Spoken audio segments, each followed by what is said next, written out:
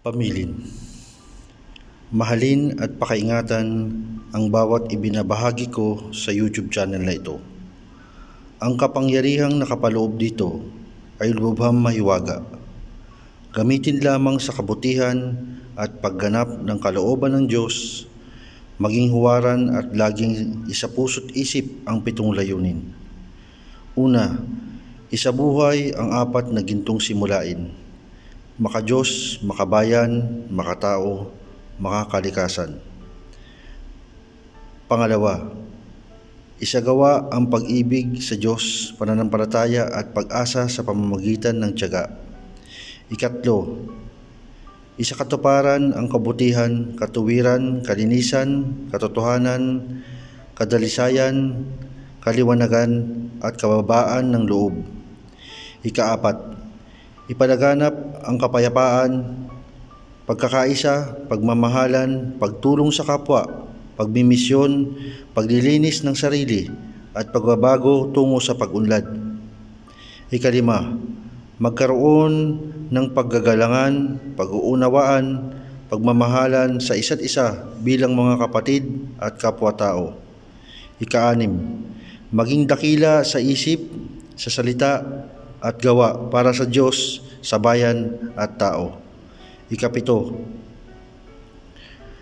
ipagtibay ang kautusan ng Diyos, tumulong sa pagpapaunlad ng bawat kapwa at tumupad sa hadikain ng Diyos sa bawat tao.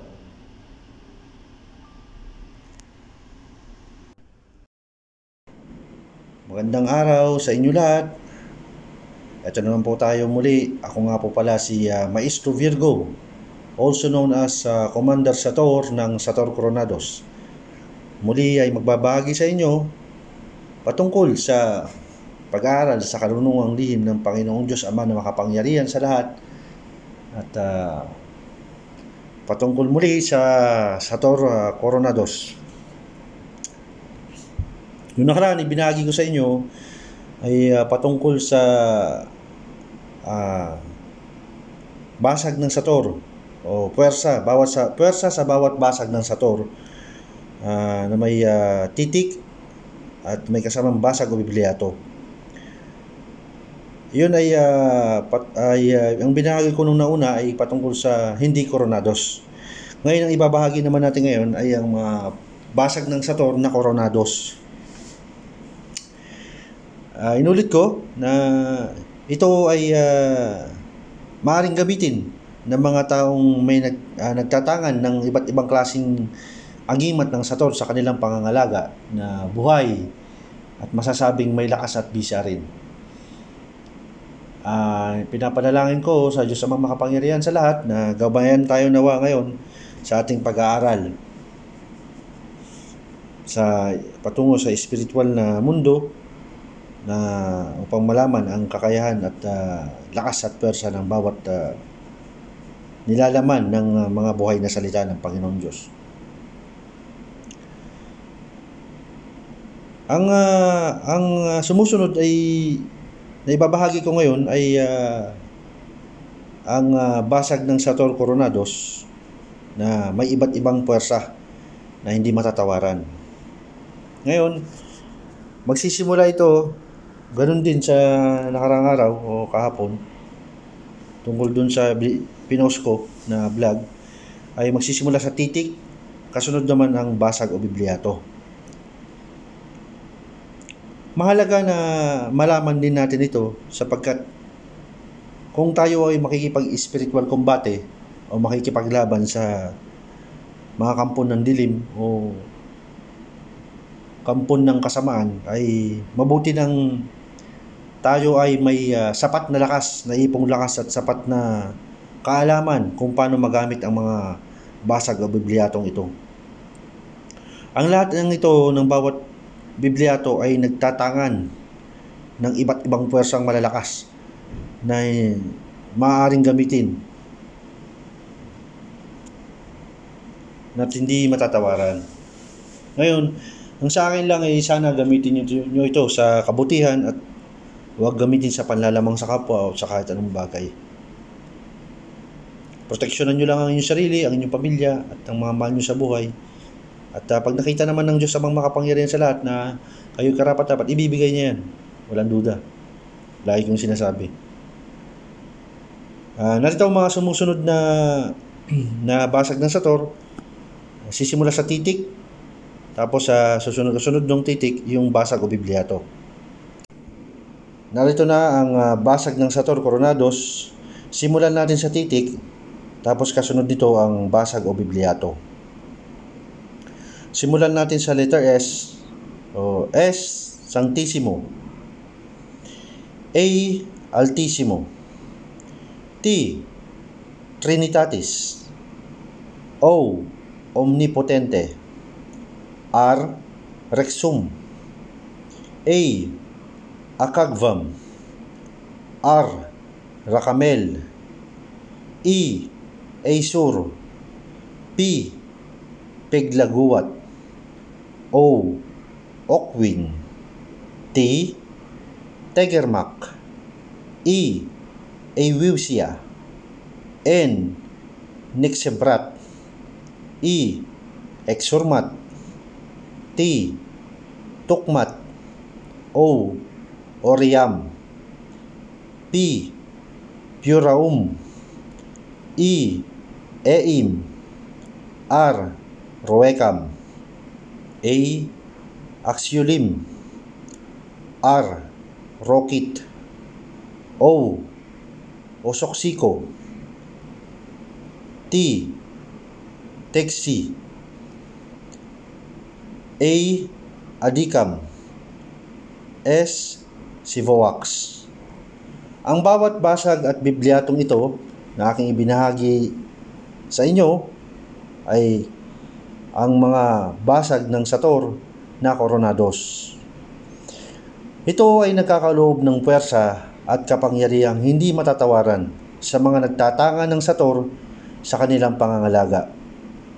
Ito rin ay mga susi upang dumaloy ang kapangyarihan ng Sator sa bumabanggit ng mga Bibliatong ito.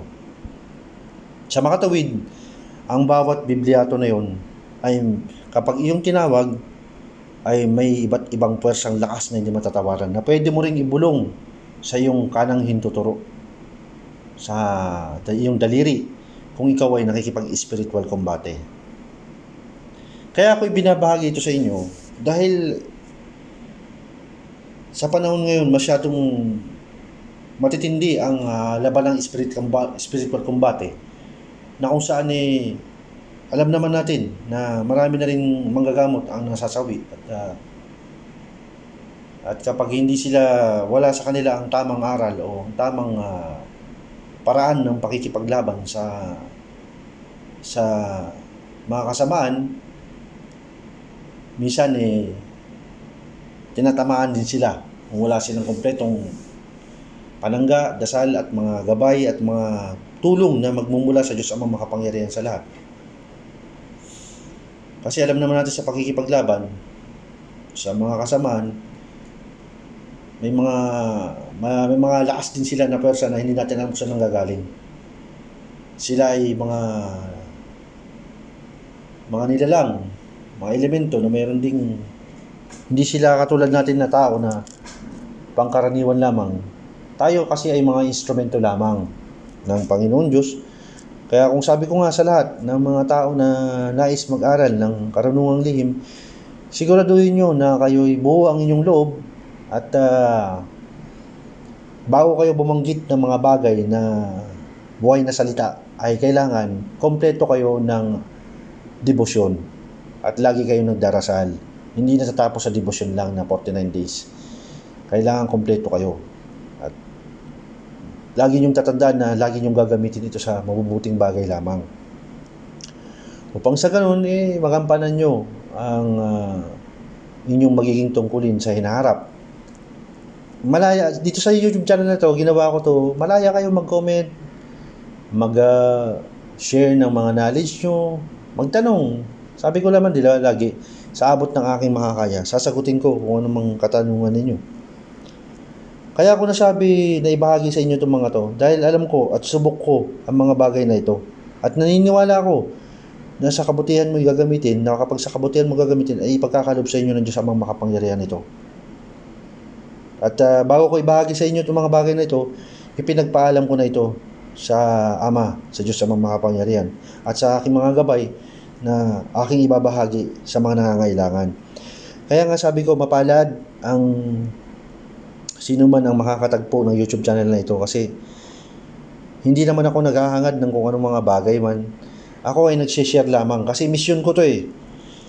Kasi para sa kaalaman ng lahat, ako ay nasa malayong lugar. Wala ako sa atin. Ako ay nagbabahagi sa paraan na alam ko, na kahit paano makapaglingkod pa rin ako. Mission ko pa rin na tumulong. Dahil unang-una sa lahat, hindi nga ako makagalaw din sa aking sitwasyon ngayon dahil nga malayo ang distansya ko sa atin. Yan ang isa sa gusto kong ipaalam sa inyo. Kaya nga nagbabahagi ako sa inyo sa kahit sa paraan na kahit nasa malayong distansya, ibinabahagi ko ang aking nalalaman tungkol sa karunungang lihim na patungkol din sa Sator Coronados. Muli, sana sa mga magtatangan ng basag ng Bibliato ng Sator Coronados, gamitin nyo naman ito sa kabutihan, sa pagtulong sa kapwa, at huwag sa pansariling kagustuhan lamang. Inuulit ko, ang mga basag ng Bibliatong ito, ng Sator na may puwersa, ay para lamang sa mga individual na nagtatangan ng iba't ibang klase ng uri ng agimat ng Sator na buhay. At siguraduhin na kahit na meron kang medalya o kahit anumang uri ng agimat yan na Sator, siguraduhin mo rin na bago mo gamitin ang mga basag na ito ay kompleto ka sa debosyon at nakapag-pondo ka na, nakapagbakod ka na, nakapagpoder ka na. Siguraduhin mo na kompleto ka. Kasi unang-una, lagi kong sinasabi, hindi mo ito mapapagana. Kahit na may agimat ka pa ng Sator dyan, may kwintas ka pa, o kahit anong panyo o meron ka dyan, hindi mo mapapagana yan nang hindi ka kompleto. Alam ko mahirap at para sa iba na baguhan pa lamang, mahirap na gawin. Pero isang pagsubok yan. Pero kung talagang desidido ka at consistent ang iyong pag-iisip na talagang gusto mong pasukin ang karunungang lihim ng Panginoon Diyos at gusto mong magtangan ng ganitong responsibilidad, maraming pagsubok ang darating sa iyo. At saka bukod pa doon, yan ay hahawakan mo na habang ikaw ay nabubuhay sa mundo. Ang kapangyarihang ipinagkaloob sa iyo ay hahawakan mo habang ikaw ay nabubuhay sa mundo. Maaari lang bawiin sa iyo ng Ama yan kapag nakikita niya na ikaw ay hindi nakarapat-dapat at ginagamit mo na ito sa kasamaan upang makapagyabang, upang makapagsabi na malakas ka. Unang-una, wala kang lakas. Kahit sino man ay walang lakas. Ang lakas ay hiram lamang sa Panginoon Diyos. Kaya ako lang ibinahagi ito para makatulong kayo. Proteksyonan nyo ang sarili nyo at magamit nyo rin na makapanggamot kayo. Pero huwag nyong aariin na inyo yan. Hindi sa atin yan. Yan ay pinapahiram lang sa atin o pinagkakaloob lang sa tawag ng pangangailangan at tawag ng tungkulin. Halimbawa, ikaw ay nagmimisyon, magagamit mo yan. Muli, isang paalala ko sa lahat, maging mapanuri sa lahat ng bagay, lalo na sa mga Latin. Lagi kong sinasabi yan araw-araw sa mga taong nakikilala ko. Huwag basta-basta magbibitaw ng mga buhay na salita nang hindi ka kompleto ng debosyon, poder, bakod, at pondo. Dahil kapag hindi ka kompleto ng mga yan, pwede kang tamahan, pwedeng buhay mo ang kapalit, pwedeng katawan mo mapipinsala o membro ng iyong pamilya. Kaya marapat lamang na siguraduhin sa sarili nyo na maging matiisin kayo sa lahat ng bagay. Pag-aralan nyo muna lahat ang mga bagay-bagay bago nyo pasukin. Hindi porke nakasumpong na kayo ng orasyon na isang bagay na may orasyon, masaya na kayo o gagamitin nyo na kung kani-kanino. Hindi pwede ganun. Huwag ganun. Huwag nyo rin gamitin na nakahanap na kayo ng orasyon tapos gagamitin nyo sa ibang tao na hindi ka sigurado kung saan nanggaling yung orasyon na yan. Baka mapatay mo pa yung pasyente mo bago ka manggamot, siguraduhin mo na kompleto ka na at na nakakapagpaandar ka rin ng orasyon. Kaya napakabisa ng Sator, nasasabi ko na napakabisa ng Sator Coronados na tinatawag nilang Sator Arepo Tenet Opera Rotas, na kahit anumang orasyon, kapag napasa kamay mo ang kapangyarihan ng Sator, mapapaandar mo yan kahit saan nanggaling orasyon yan. Kaya nga sabi ko nga, napakaselan ng ng aralin na ito. Dahil pangkalahatan ng Sator, kaya niya magpaandar ng kahit anumang orasyon, lalo sa spiritual combate. Kapag hinuli mo yan, gagana ang orasyon na hawak mo. Kaya kung ikaw ay karapat-dapat at makumpleto mo yan, hari nawa, gabayan ka ng Diyos Amang makapangyarihan sa lahat, makumpleto mo ang debosyon at mapagpatuloy mo ang iyong gawain, maging isa ka rin sa tagapangalaga ng kapangyarihan ng Sator. Magpapasalamat na ako kahit paano sa aking pagmimisyon ay meron akong natutulungan din sa mga tao na hindi ko kilala. Muli, nagpapasalamat ako sa lahat ng mga nais mag-aral ng karunungang lihim ng Panginoong Diyos Ama na makapangyarihan sa lahat. Patuloy nyo nawasan ng suportahan ang YouTube channel na ito at marami pa akong ibabahagi sa mga susunod na aralin. At kung sino man ang makakatagpo nito, mapalad kayo kasi dinala kayo talaga ng Diyos Amang makapangyarihan sa aking YouTube channel. At pinamamahagi ko ito ng libre lamang para sa mga nais mag-aral. At lagi nyo tatandaan, kung tutulong kayo sa kapwa, kailangan wala kayong hinihinging kapalit. Tumulong lang kayo ayon sa kautusan at ayon sa kalooban ng Panginoong Diyos Ama na makapangyarihan sa lahat. Muli, ako si Maestro Virgo, also known as Commander Sator ng Sator Coronados. Nagpapasalamat sa inyo, sa inyong lahat. At subaybayan nyo lang ang YouTube channel na ito. Maraming salamat po.